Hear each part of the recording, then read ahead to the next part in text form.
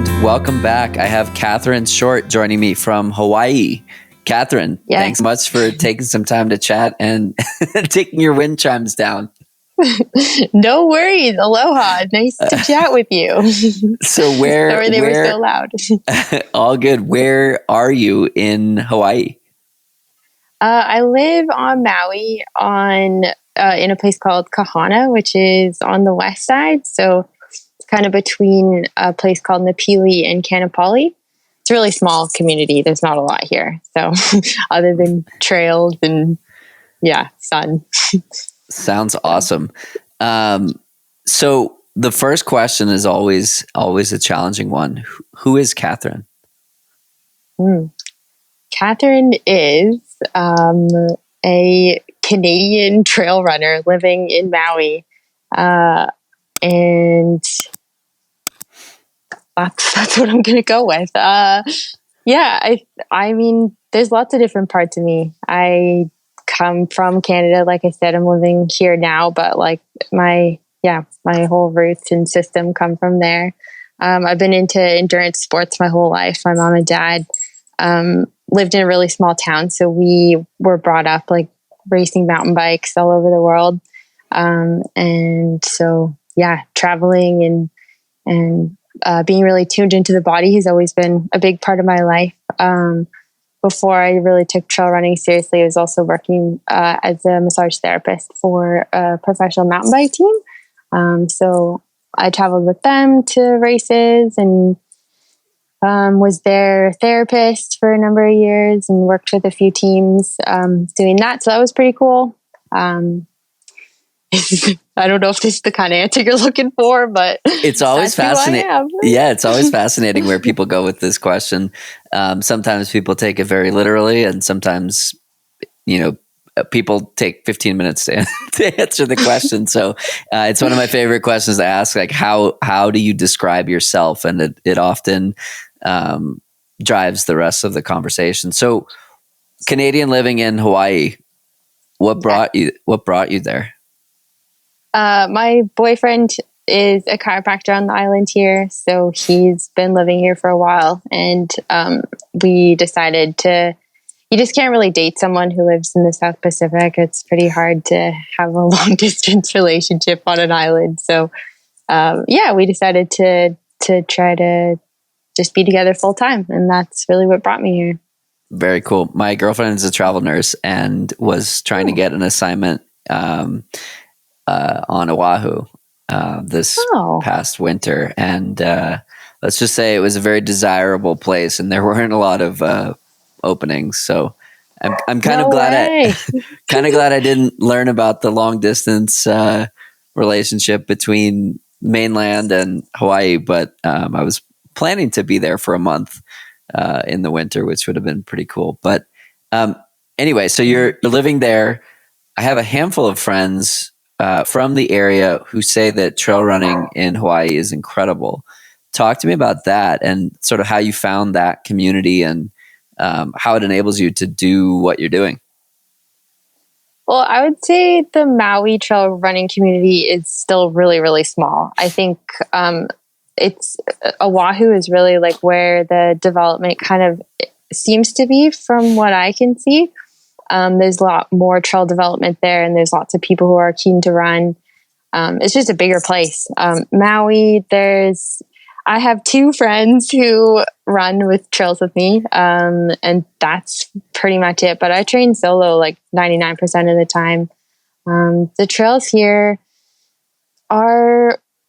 it's interesting because there's so much tourism here. They try to really keep it contained. So there are a few trails that are designated, and they really try to keep people to those trails. But there are actually a lot of trails here. So a lot of like quad trails and locals build trails for horses and all sorts of like kind of that sort of thing. So recreating on. A combination of both of those things is what I run. I usually we share a car here, so I don't have a car. So I usually run from home to get to where I'm going, and I like to be on the trails as much as possible. So I've definitely created lots of like routes from our backyard. that connect over to the West Maui Mountains, which is where I usually run. It is also a volcano. Haleakala is like the famous volcano on Maui that people like to run and come see, and it's phenomenal, but it is also very weather dependent and very far from the west side, which is where I live. So the West Maui Mountains are more sort of the zone that I'm focused on. It's also not an active volcano or anything like that, but it is a volcano. And so there's lots of different weather on that volcano as well. So certain parts of it you'll have like desert and sun, and certain parts of it you'll have like a jungle and it's super wet and rainy. So where we live here in Kahana, it's pretty wet. But Lahaina, which is close by, is a jungle and it's really dry. So we get you can really chase what you're looking for. And who's the little furry friend that wants to make an appearance? Molly is a 49ers fan. So she is barking away in her jersey as the game is playing. I don't know who's winning, but Molly. Amazing. Yeah. So one of the things that I found most surprising when I started asking friends about Hawaii was the like different climates that exist in that area, or in a small area, and like the elevation changes. You can get up pretty high. Is that true? Definitely, yeah. Haleakala is at 10,000 feet, so it's really quite high. And the West Maui Mountains aren't that high, I wouldn't say, or nowhere near that high. Maybe the very top of it, but I don't run anything that high. Other than on the volcano when I get to go there. What is the volcano running like?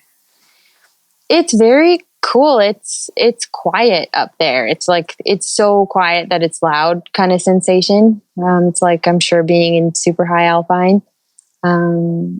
It's quite rocky and sandy in parts. Like there's this one trail called the Sliding Sands Trail, which is just big sandy switchbacks. So it's super hard to climb, but like a beautiful descent, and you look over everything. You can kind of see from all angles. So you see Keho'olave, you see Malakini, you see all the little islands kind of sprinkled around Hawaii. Well, you don't actually see all the, like just those few little ones, Lanai, Keho'olave and Malakini. But I also found out there's 132 Hawaiian islands here. So wow. There's quite a few. Very cool. So you said you do a lot of your most of your training solo. Has that been how you've trained your whole life? Talk to me about if that was a big shift and what you've done to make that something that works. Yeah. So I'd say like for running, when I was on the West Coast in British Columbia training, I had really great training buddies and people that I would definitely go with. And here is very different. I don't have a ton of friends, and when I do, it's just hard to coordinate. I want to go when I want to go. They want to go when they want to go. So it makes more sense for me to train alone a lot of the time.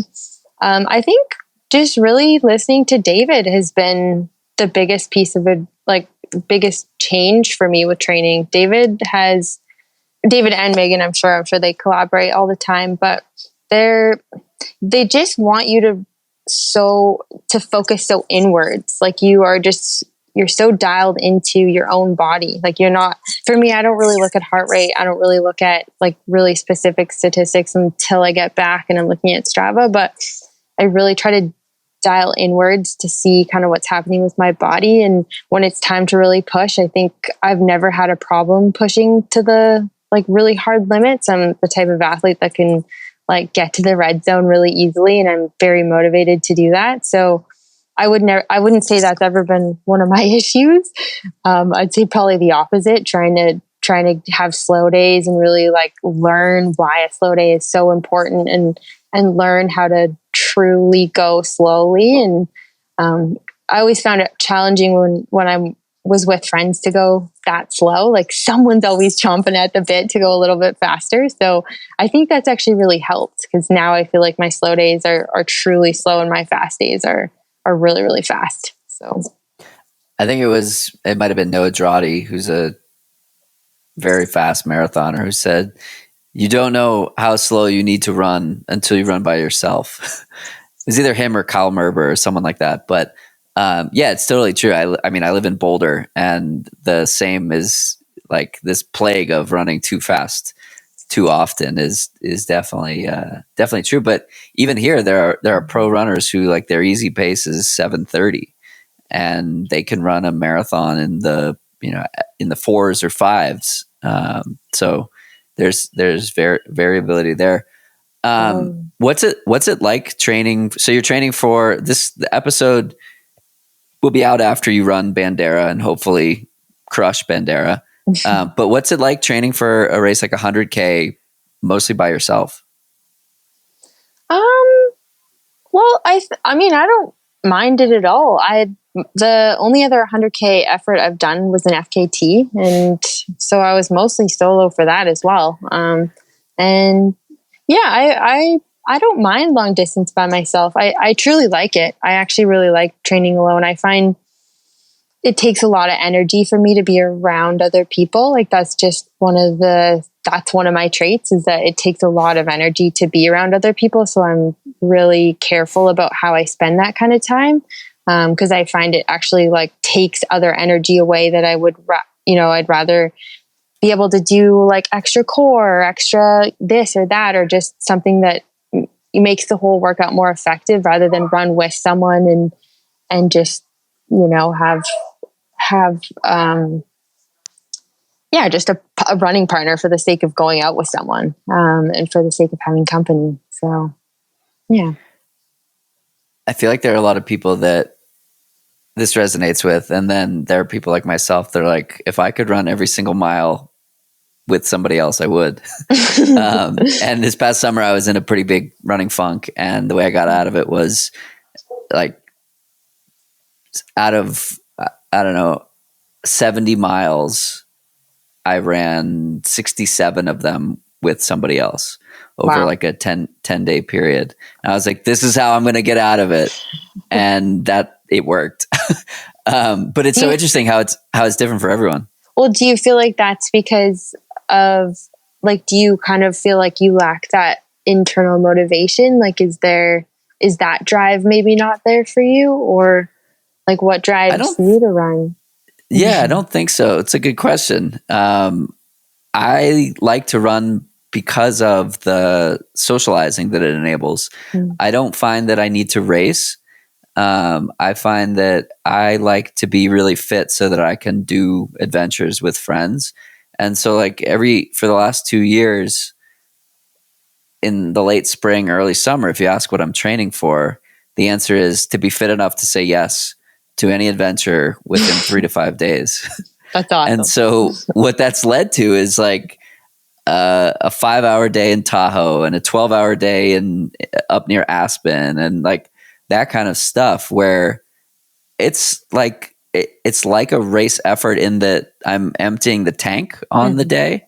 But it doesn't come with the same, okay, I'm going to get up and I'm going to, go at the start line at 5 a.m. And it's just so different. And the pandemic taught me this, that the racing isn't what gets me going.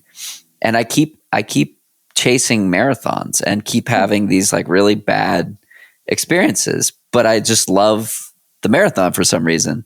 And so I had a really bad one in December, and I'm just like, that's it. I'm going to give it a break for a bit and just like chase these longer adventures and do it with friends and have epic, like last summer I was going to pace Zoe Rome at Western States, and I didn't know if I'd run 10 miles with her or 30 miles. And so my training goal for the spring and summer was like, be fit enough to not get dropped. And then I got COVID and I didn't run. So David was like, maybe not the best idea to, it was like 3 weeks prior. It's like maybe don't be a complete question mark in the canyons with a cardiovascular problem, but yeah, like that kind of stuff. Like totally.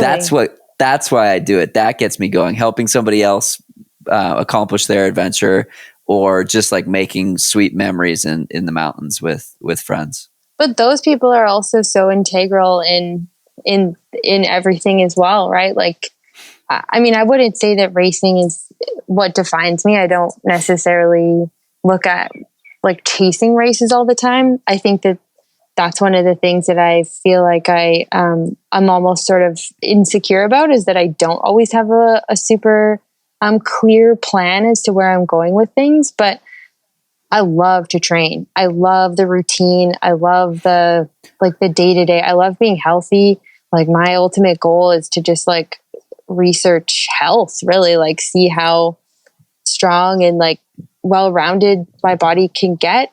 And I think that it's a really easy way to see how that's progressing through racing. And I think it's fun to go on adventures. Like, I'm always like, oh, where sounds cool to run. And with immigrating to the US, I do have to stay in the US for another few months, just as like the paperwork kind of goes through. But so all of my sort of short-term goals are in the US. But yeah, I feel like there's just so many cool things to do. It's true. Everything you described, I'm like, yeah, I didn't even think of that. Like, those are things that don't even cross my mind, because I'm not in that world. Boulder's probably, half social running, half racing. So yeah. Yes.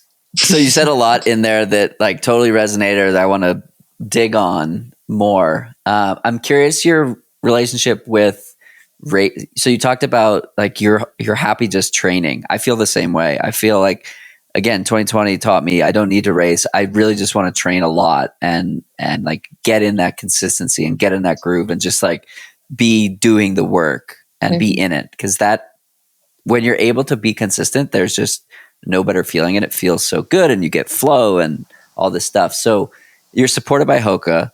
How does that factor into your desire to just train versus, I'm sure there's some, whether it's conscious or subconscious, draw to show up to races, whether they're Hoka races or they're, other races that, you're on the start line for. Totally. I think I've always said, like, I'm going to run in Hoka regardless of whether they're supporting me or not. I absolutely love their shoes and I believe in their product. Like, so you'll see me in Hoka's probably regardless. But I feel like they recognize that I'm doing this for a reason, right? I don't just train to not race ever. I do love racing.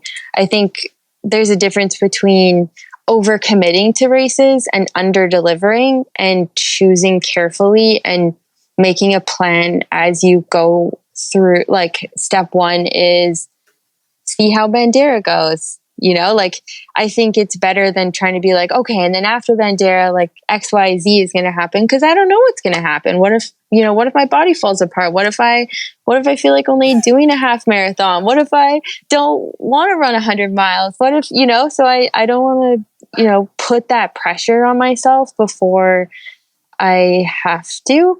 And I think David's been so supportive of this, because that was something I was really worried about, even just like saying out loud to him, was how do I even bring this up that I don't really know exactly what I want to do yet? And he's always just like, you can do whatever you want. Like, there's no, there's Spoiler alert. Yeah. Why are you worried about it? Just do it. Have fun. See what sounds good to you.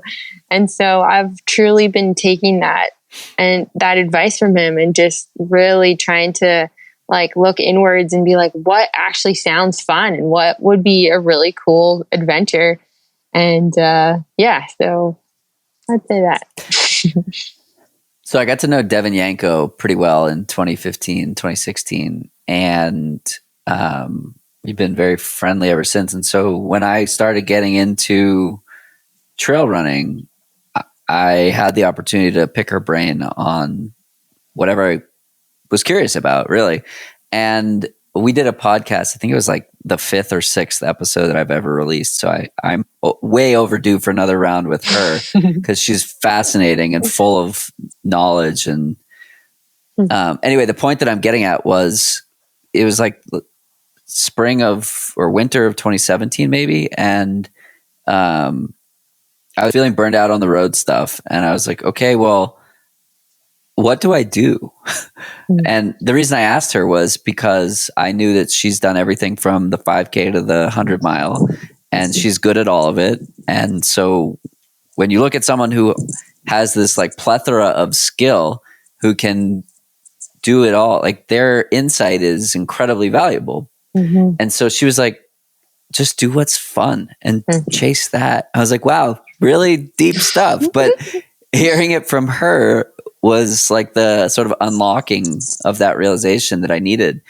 And I came back to her a few weeks later. I was like, I'm thinking of a trail race. Should I sign up for a marathon or sign up for 50K first? She's like, you wouldn't be asking me if you didn't want to do the 50K. That's like, damn, you're right. She's like, what do you think I was going to say?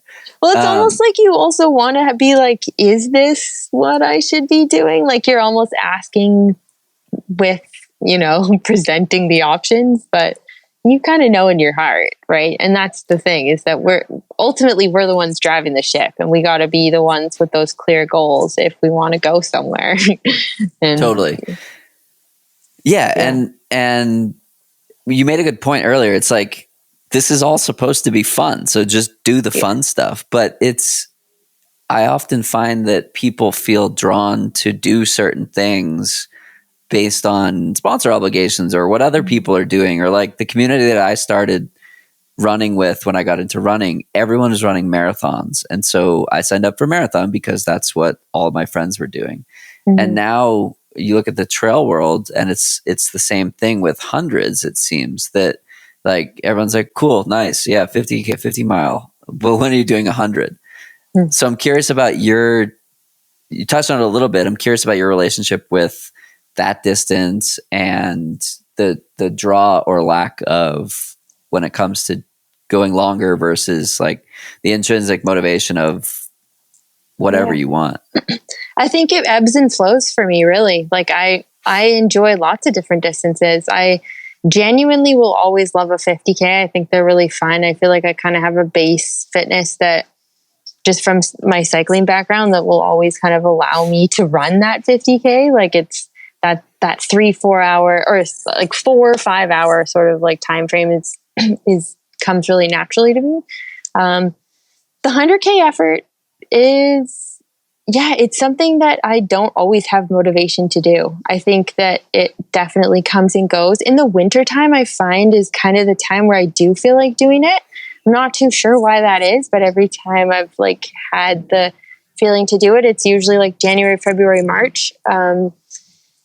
And I'm not too sure. Maybe that's the time of year where I feel like I have lots to think about. Like, I feel like I reflect on a lot of things, a lot of like personal goals drive that motivation. So just to start the year with like doing the best for your body, and, with a long race also comes a long period of rest, and also comes, a really aggressive taper. So that's hard and that's easy, right? So like in the middle of the season, in the middle of the summer, I guess I live here now, but like, in BC summer, I don't want to take a week off. Right. Like that's the worst. I like, please don't make me take a week off. But when you do 100K effort, you need to, like, otherwise like hormonally things don't come back and you hurt and you just can't get out of the tank. And so I think maybe also that I can, focus hard on working when I take that week off, and things just seem to kind of happen more naturally this time of year for me. So I try not to push it if I really don't feel like doing, longer efforts, and because it never ends well. 9 hours or 10 hours is a long time to be out there. So you need to really want to do that. Totally. You've alluded a lot to following a process versus outcome approach where the races, I think you said it without saying it, like you love the process. Correct me if I'm wrong on any of this. Definitely. But my takeaway was you love the process and you love the grind of doing the work. And races are an important sort of benchmark, but it's not the end all be all. And this, but it helps as like a check-in to see where you're at. Definitely. I'm curious how you got to this perspective and if it's always been that way for you. And the reason I ask is a few weeks ago or months ago now, I was super curious about pro athletes and process versus outcome and like how much of it is focused on one way versus the other. And two athletes in particular shared their opinion of this in the exact same way that you described it in different words. It was Kate Grace, who's a mid-distance track athlete, and Kat Bradley, who's an accomplished trail runner. And they basically said the same thing as what you said. Like the races or the metrics or whatever are little carrots along the path and enable you to like course correct in certain scenarios. But if you focus on them, then it gets out of hand. So I'm curious, first, your thoughts on that and like how you got there. Yeah, I mean, we can all kind of agree that racing itself doesn't earn you an income. Like, I'm not going to win a race and be good for the year. Like, that's not how I earn money. But it's a really fun thing for me. So I think seeing really elite sports has really kind of brought that like humility to me a little bit, like watching other world-class athletes who compete at that highest level and still struggle, like don't make a ton of money. And, you know, they're super famous in all sorts of different ways. They're sponsored by Red Bull. They're sponsored by very, you know, awesome bike brands. And they don't like, they're not living all that different of a lifestyle than I am. So I think to chase being on top all the time it's not really going to serve you with anything other that I'm aware of. I think that the process is really like, it's the habit forming and it's the day to day. I was listening to David and Megan's podcast yesterday with Alex Honnold and they were talking to him about, you know, he was like, oh, I only want to run twice a week for, 2 hours. And they were like, no, you should do 4 times a week for 20 minutes because that's going to help your body to recognize, you know, the neuromuscular kind of component of things. And I think that's it as well. You can't enter a race without practicing a whole bunch. Like, you know, that's not the point. The point is that you're really, really good at what you do and you're showing up because you've put in all this time and all this work. Like it's, the fun part. Well, they're both fun. The fun part is the day-to-day habit and routine of it all. And then also it's really cool to show up and be like, where do I stack? Like, am I really fast right now? Or what are all these other girls doing? And I'm personally not really the kind of racer that looks at who's on the list or who my competition's going to be, because that just psychs me out. There's so many fast, amazing, accomplished women out there who like to run, and you never know where they're at in their training. They could be, just doing basic treadmill runs in the middle of the winter, or they could be training in the heat somewhere. And so trying to overly anticipate all that stuff is really hard. So I think all you can really do is what you can do. And so focusing on your own process and your own day-to-day commitment to it is the only way to be successful, regardless of what you do with it. So, I think just try to be the best. Even if that doesn't demonstrate at a race, you still want to be the best at what you're doing, no matter what, on any day of the week. Like, I want to be really good at doing slow runs. I want to be really good at doing rest days. I want to be really, really good at doing, 100Ks, but you have to be good at all of it to be good at any of it. So I think that's more what I recognize, that it's for the health of the body. Like, for the long run. Yes, there you go. It's for the long run. You got to maintain it your whole life. Like, health is wealth. You only have one body and you have to maintain it forever. So if you blow it up in the first 35 years, you're going to be miserable for the rest of them. So totally. This is the epitome of why I started this podcast, right? It's an exploration of what has enabled people to achieve success and what can we learn from that, and how do we even define success? And so this hypothesis that I have is that the people who understand it in the way that you're speaking about it, they define success in a different way than winning races. And it's more sustainable, it's better for your mind and better for your body. And it's been a fascinating, I've got to ask more Canadians to sit process versus outcome, because I love how you guys say it. I find that this conversation to be so fascinating because it's not intuitive, or at least before I started having this conversation, it wasn't intuitive that, like, if you don't focus on the outcome, you achieve the outcome, kind of a thing. But I'm still curious, like, were you always like this, or is this something that you've learned through making mistakes and learning from other people in the space and that kind of a thing? And talk to me. You're definitely nodding. So talk to me through. No, 100%. I mean, I think I'm extremely competitive, and I think that when channeled correctly, that's a very amazing, powerful thing.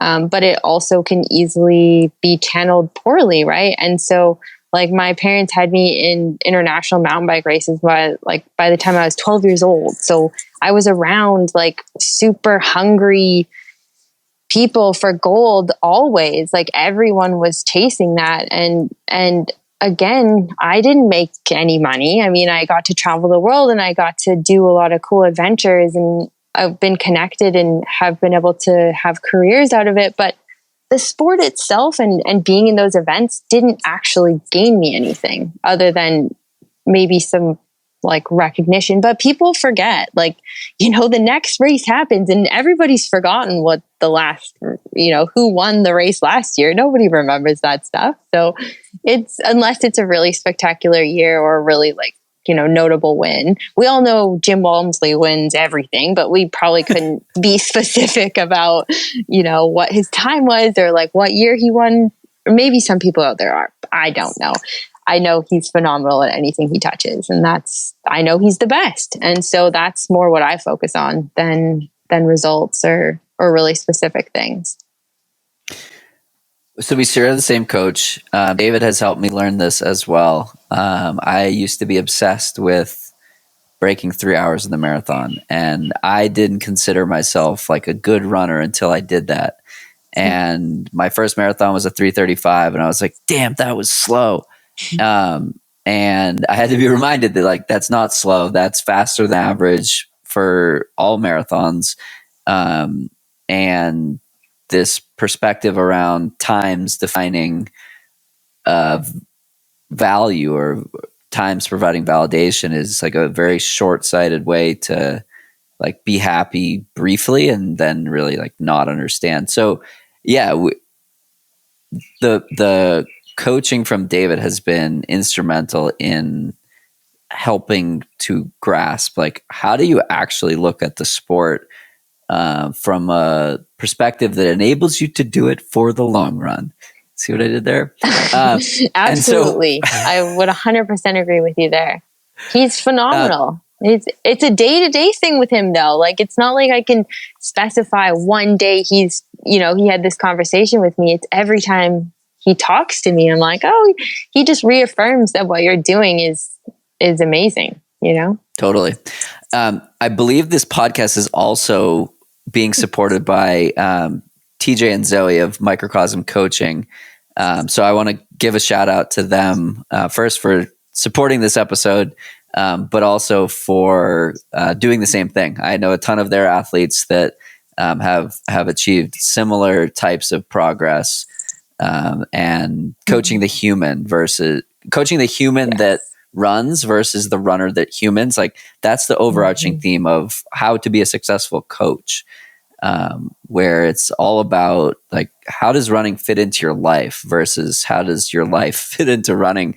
Totally. And when I got into running, it was like, I've got to fit my life into running versus the other way around. So I slightly alluded to the topic around defining success. So I'm curious how you define success today.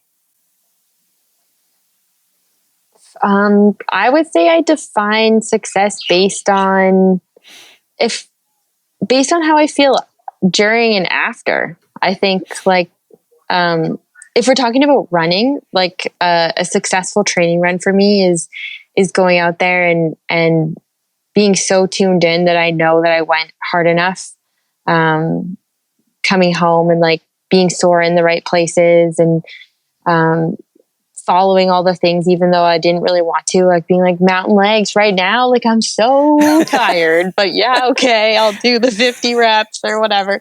You just do it because you want to, again, I want to be the best. So success to me is completing all of those things and trying to follow what he's saying.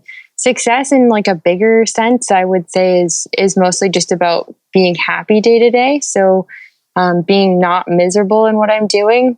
I tend to be the type of person that can just kind of be robotic a little bit about stuff. So I can like go for a run, get home, then I ride my bike to work. I work for like 4 or 5 hours, doing massage therapy, and then I ride home, and then sometimes I double. So I have like, zone 1-0 for 6-7 hours there in the middle. It's so, and getting home sometimes I'm like, I hate my life, I'm so tired, and a lot of that's to do with feeling. So like trying to regulate that blood sugar to make your headspace happier all the time, which again is a David and Megan thing that they've helped me so much with. And I think success is not hating your life and doing the right thing every day. Or most days. Most days, yes. So a lot of people have physically demanding jobs and are interested in how to manage training outside of that. I look at my girlfriend who works 36 hours a week on her feet over 3 shifts, and she fits training in the other 4 days. And what you do for work is incredibly physically demanding. Totally. How do you incorporate, right? Like, and your clients don't care if you're on a rest day or if it's a long run day or workout day or whatever. So how do you do it? Handle that? Yeah. How do you do it? I think eating right is number one. Like you can fuel your way through anything, truly, like is what I'm finding. Like, as long as I'm eating consistently to get through all of those activities, I can do it. I definitely have times. So right now I'm really specifically working with a couple patients, mostly every day. She's 93 and he's 73. So they're elderly. I help them with like all physical care. So I'm like, they have a pool and a sauna and like a full sort of like setup. So we do a lot of physical therapy, and then also trying to just like help them increase health in all sort of senses of the word. So, right now, the specific project I'm working on, I do have like more ability to have breaks. So like, I'm like, oh my gosh, I just treated you for 2 hours. I need to eat a snack.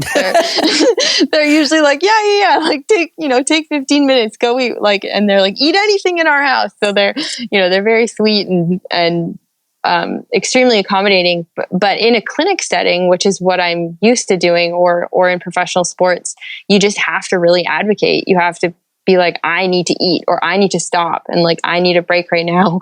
And that's not possible in, I don't think, like nursing situations so much as when you work for yourself. But I think it's just and really trying to take out what uses a lot of energy. So I was saying to you, like, for me, interacting with other people takes a lot of energy from me. So unless it's like my boyfriend or his son or like someone really close in the family or patients that patients or whatever, like I find anything outside of that really tiring. So I'm very conscious of saying yes to things, and will usually just say like, I'll let you know the day of, which maybe isn't awesome for people, but it's how I conserve energy. Because if I get to that day and I can't go out because I'm exhausted and going to be super grouchy, you don't want to be around me anyway. So I just usually, that's how I manage it, is trying to decrease like other people being around me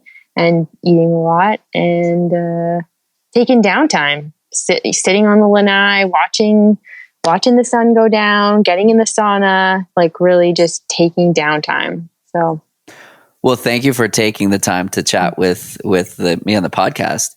Oh, heck yeah! What you said something that I'm super curious about. You said you're right now focusing on helping to increase health in a 93-year-old and a 72-year-old. What does increasing health look like for a 93-year-old? Well, she's a phenomenal lady. I must say myself, she is fully functional. So she can still walk. She's still very lucid. Like she actually has like more lucid conversations probably than the 73-year-old. Anything, like I found her a craniosacral therapist to work with here. So she has like a history of, she basically had her hair pulled really, really aggressively by a tractor when she worked on a farm in her like 30s. And so she has a lot of fascial restrictions through her shoulder and upper back and neck and TMJ, and it's all very interconnected. So craniosacral therapists work to reestablish the craniosacral flow in the body, which has a lot to do with like hormone regulation and, neurotransmitters. So helps her literally feel better. Like she'll go through kind of depressive episodes and we'll have her do a treatment and she goes to sleep for the rest of the day and wakes up and she feels amazing. She also like recently had probably COVID. I don't quite know what she had, but she had, a really bad chest cold. And so I just, once she wasn't contagious anymore, just kind of anything, like trying to literally put her life back together. She needed me to like do her sheets, clean her bathroom. Like she's like, help me, And so it can be anything. She also, we got her like a, what are they called? We call it the Beamer. It's basically like a mat for stem cell stimulation. So she lays on that for like 2 hours a day to help just like with blood. She has a really amazing naturopath here that she gets like IV infusions from. She also does ozone therapy with the naturopath. So she anything and everything. She's got the budget to live her best life, and she's doing it. So cool. You mentioned sauna a couple of times. Talk to me about your use of sauna. It's something that I do regularly, and I have one because I think it's one of the best things you can possibly do on a regular basis. And there's a lot of science that supports that statement as well. Talking about your routine with it and what it's done for you as well, particularly in this age where like you look on Instagram and everyone's dunking in a cold tub. Yeah. I love the sauna. I think that the sauna is an amazing detox tool. Like, I think that that's honestly what keeps me healthy a lot of the time when bugs are in the family. Like I haven't been sick in over a year, I would say, with anything like colds or anything like that, just because I sauna quite a bit. Recently, David's kind of been asking me to taper back on the saunas just because I think there were a lot of other stresses kind of happening with external like family stuff, which just takes a lot of energy. And so I was finding I was so tired. And so he was like, hey, let's back off on the sauna, which actually made me feel really good. So we put it in periodically. But we also use it like our son Romeo, he gets like cough from the volcano fog. So we'll take him in the sauna to just like help his lungs and things like that. So the temperature's only 110 and I'll go in with him for, 10 or 20 minutes, but that's not truly saunaing. But we have a pool here too. So I'll do like pretty cold dunks when I'm using the sauna. Usually 20-30 minute intervals, and then jump in the cold pool and do it again. You got to remember it's pretty hot in Hawaii, so I sweat a lot of times in the day. Yeah, so I got one last March, and we had a couple of stretches over the summer where it was like 100, 102, 97, like pretty consistently. And it's fascinating, like when you're actually properly heat trained and not in humidity, like that's very tolerable. And like I went out and ran 2 hours and felt great. And It's so wild that like you can do these things when you're properly prepared. But yeah, go figure. Well, and I think like that also just helps with adaptation, right? Like the more I sauna, the more I sweat, the more I'm used to it. So when I'm in the trails, like, you know, when a BC friend is here running, they're like, oh my gosh, it is so hot. Like, what's wrong with you? I'm like, it's not that bad. Like I have 1 bottle today. So it's, you know, it's all relative to what you're used to. And I think that has been a really instrumental piece of adapting me to heat. And I'm excited to see how it plays out in racing. I think it'll be helpful with blood volume and things like that, right? Just general like blood health, I think is really enriched when you can be in the heat a lot. For sure. I think the last question I want to ask is about if you were to look back, I don't know, 10 years ago and tell a newer runner version of yourself something, what would it be? Take rest days. 100%. Take rest days. I never took a rest day until David started coaching me. And the first thing he said when I first started coaching with him was like right off the bat, we were going to take a rest day. And I was so upset because I was like, really? I get a new coach and the first thing he does is tell me to take a rest day? Like, I don't know if this is going to work. Anyway, I put my heart and soul into it, and I decided to trust him, and I have not looked back since. He's the best. He's the bee's knees. So amazing. Katherine, thanks so much for taking some time to chat, and we'll see you out there. Okay, thank you so much for having me. It was awesome chatting with you too. And course. Happy New Year. Thank you. Happy New Year.